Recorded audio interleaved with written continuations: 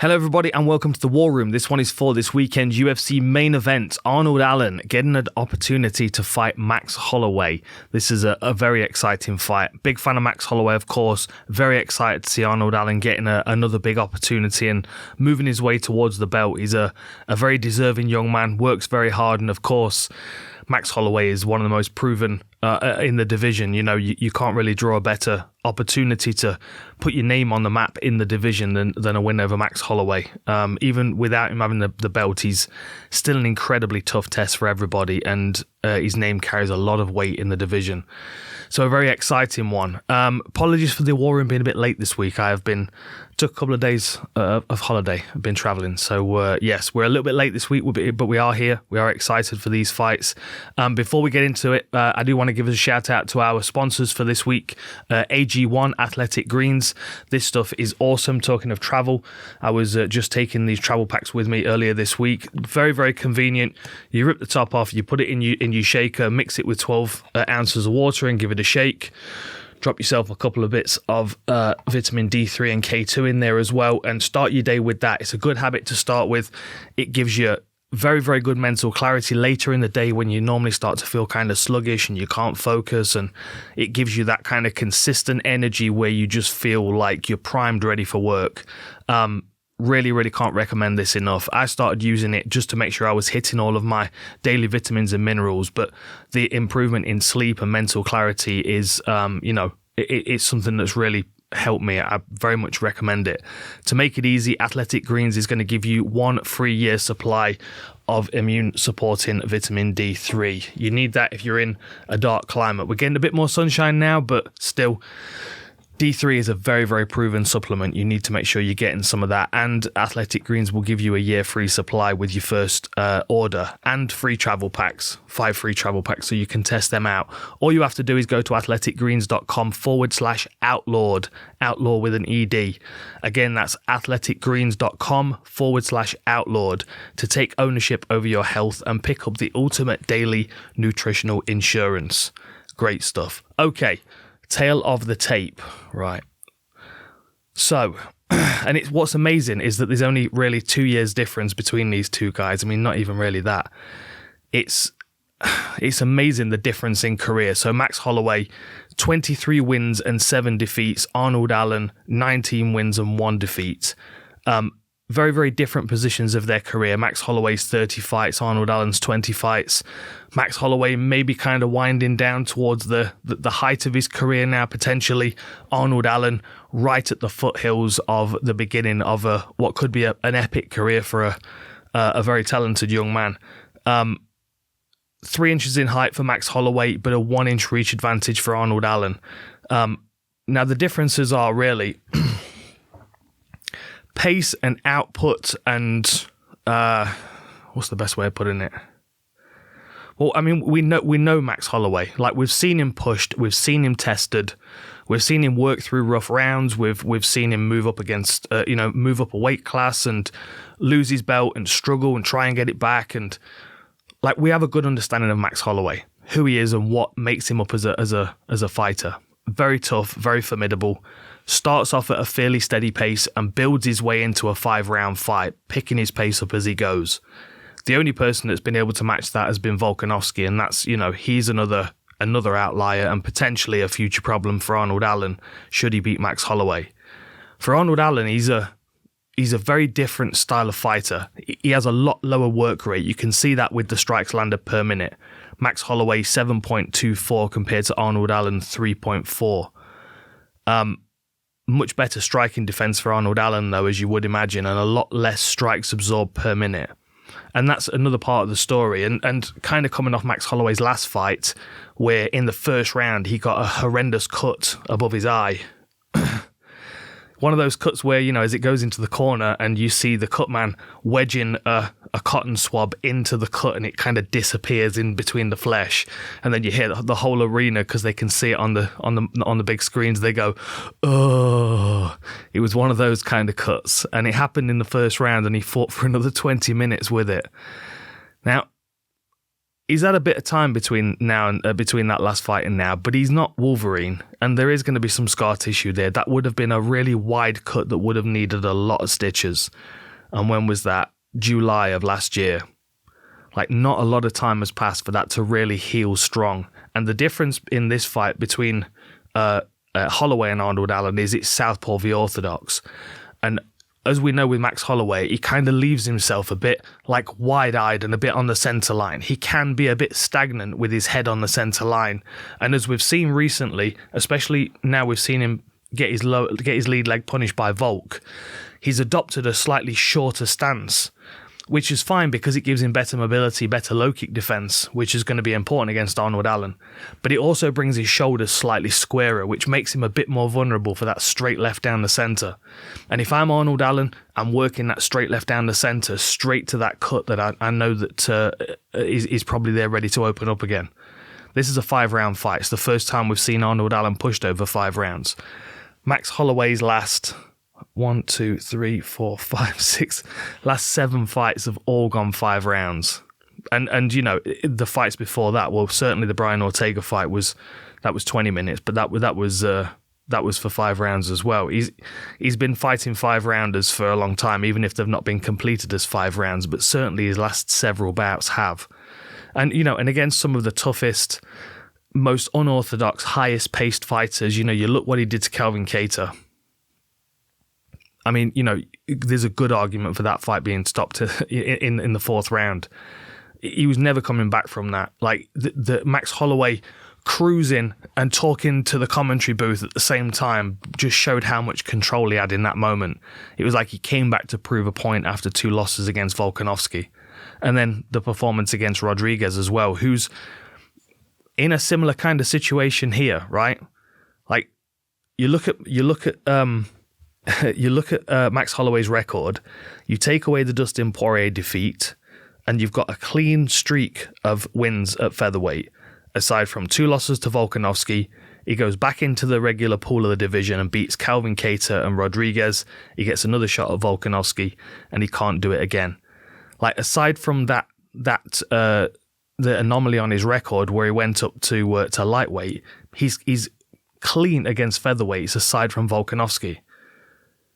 So Rodriguez found himself in the same situation Arnold Allen finds himself in. He's going in there against Max Holloway, who a lot of people are going to assume is, you know, worn out and a bit battle damaged and not quite as sharp as he used to be. And, you know, 3 losses to Volk. Where's his motivation to get back to the belt? Then on the other side, you've got fresh-faced Arnold Allen, wide-eyed, doesn't look like he's been in a fight in his life, but somehow looks like a shaved chimpanzee with his condition. Like, he's a scary kid. He moves well. He hits hard. A lot of people are going to be looking at Arnold Allen and thinking, you should win this fight for sure. But from Arnold Allen's perspective, he's got Max Holloway in front of him, who is always a tough test and will push him over 5 rounds. Let me have a quick look at the stats. What haven't I talked about? So the grappling.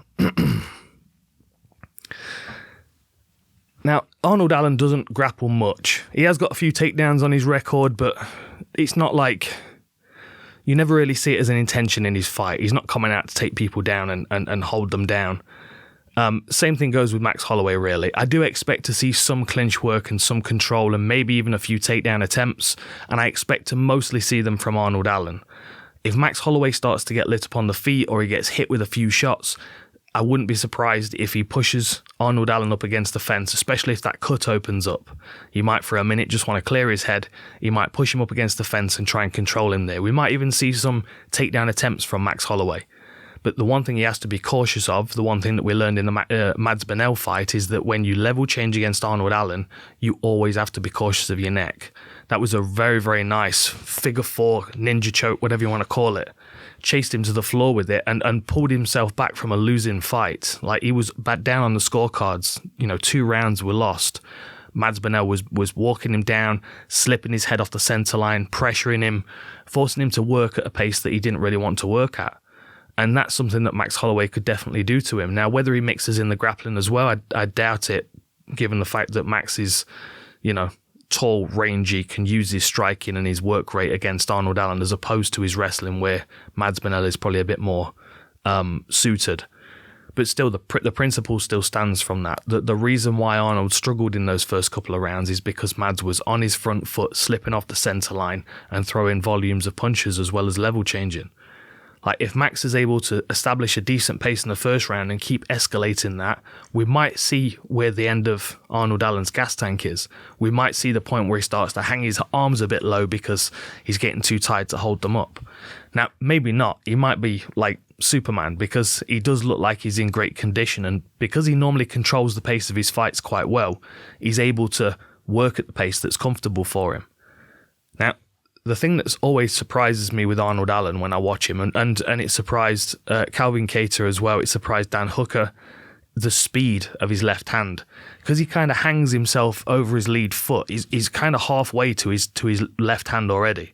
So when he pops it out straight down the centre line and cracks people on the chin with it, part of the reason why it catches him so cleanly is because it's kind of halfway there.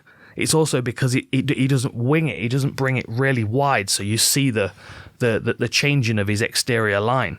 You don't see that because it's kind of guarded within the shape of his body already. I know this is an odd thing to say, but maybe I'll talk about it in a bit more depth at some point in the future. If I'll try and explain it a bit now. If I'm standing in front of you and you see my outline, there's a lot of eyesight, especially in split-second moments, is about edge perception. So whenever the outside line of something changes, like if all of a sudden I go like this, you immediately recognize that. Whereas if I go like this, my hands can be in front of you before you've realized, because from your perspective, my edge has not changed, my exterior lines have not changed. It's far more difficult to judge something that's coming at you directly if it doesn't protrude the outside line that I initially started with. So that's something that Arnold Allen benefits from, and that's kind of a long-winded way of saying that his left hand is going to be really difficult to slip. People have always struggled with it, and it's very, very fast. Given the fact that Max Holloway has got that damage on his face, I expect that to open up at some point in the fight. I expect him to need to wrestle or grapple. I think it's going to be a scrappy fight. But the question comes whether Max Holloway can last himself into the rounds where Arnold Allen might get tired. And Max Holloway, can he push him into those rounds and make him tired in the process without taking too much damage? It's a really, really interesting fight. Holloway, of course, has got great takedown defense. 84% takedown defense, 53% accuracy, 50% accuracy for takedowns with Arnold Allen, slightly more on his record, 1.35 compared to 0.29 for Max Holloway. Both good neck attackers. Not really interested in taking the fight down to the floor to submit people, but very good at attacking people's necks. I always remember the Max Holloway guillotine on Cub Swanson, where he chased him to the floor. Very, very nice. I expect this one to be a really, really fun fight. I'm looking forward to it. I think it's a good opportunity for Arnold Allen to really arrive in the division. He'd be 20-1 with a win over Max Holloway.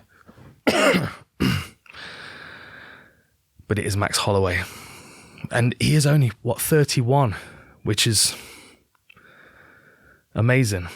I mean, he's had 10 more fights, and you think of those 10 fights, you think of the fighters that he's faced in those 10 fights, the difference with the records between the two. Like, there are fighters on Max Holloway's record, like Frankie Edgar and Dustin Poirier and Jose Aldo 2 times and Anthony Pettis and, Charles Oliveira. There's some big names, some big wins on this record. And Arnold Allen has yet to pick up some of those wins. He's got a couple, of course. Calvin Kattar's a good win.